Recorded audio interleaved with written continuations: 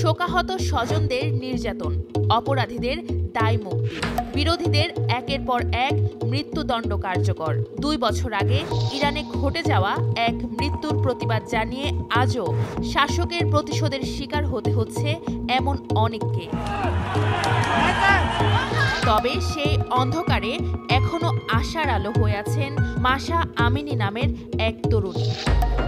2022 সালের 13 সেপ্টেম্বর ইরানের কুর্দি তরুণী মাশা আমিনি গিয়েছিলেন তেহরান শহরে ভাইয়ের সঙ্গে দেখা করতে, কিন্তু সেখানে গিয়ে ইরানের নীতি পুলিশের হাতে আটক হন তিনি।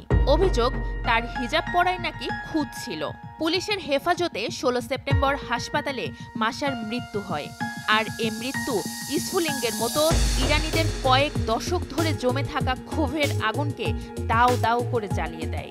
নারী, জীবন ও স্বাধীনতা স্লোগান ছড়িয়ে পড়ে গোটা ইরানে।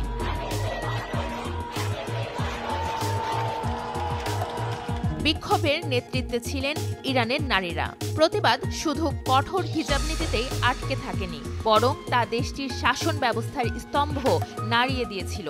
দুশ্চিন্তার ভাঁজ ফেলেছিল ক্ষমতাধর নেতাদের কপালে। বিক্ষোভকারীদের দমাতে ইরানের নিরাপত্তা বাহিনী অ্যাসল্ট রাইফেল ও শটগান ব্যবহার করেছিল বলে জানায় আন্তর্জাতিক মানবাধিকার সংস্থা অ্যামনেস্টি ইন্টারন্যাশনাল। মানবাধিকার সংস্থাগুলোর তথ্য অনুযায়ী ইরানে ওই বিক্ষোভে 551 জন নিহত হন, গ্রেপ্তার হন হাজারো বিক্ষোভকারী। বিক্ষোভ সম্পর্কিত মামলায় এ যাবৎ 10 জনকে ফাঁসিও দিয়েছে ইরানের কর্তৃপক্ষ। অ্যামনেস্টি বলছে, বিক্ষোভের পর প্রতিশোধ পরায়ণ হয়ে ওঠে কর্তৃপক্ষ। আরও কঠোর করা হয় হিজাব আইন। অধিকার সংস্থাগুলো আরও বলছে, ইরানের নারীরা দীর্ঘদিন ধরে নিজেদের গাড়িকে নিরাপদ মনে করে আসলেও এখন সেটাও কর্তৃপক্ষের লক্ষ্যবস্তুতে পরিণত হয়েছে। তবে বিক্ষোভে অংশগ্রহণকারী এবং ইরান থেকে নির্বাসিতরা এখনও বুক বাঁধেন এই আশায়, মাশা আমিনির মৃত্যুতে যে বিক্ষোভের আগুন জ্বলেছিল ইরান জুড়ে, তা দেশটির ইতিহাসে গভীর চিহ্ন রেখে গেছে।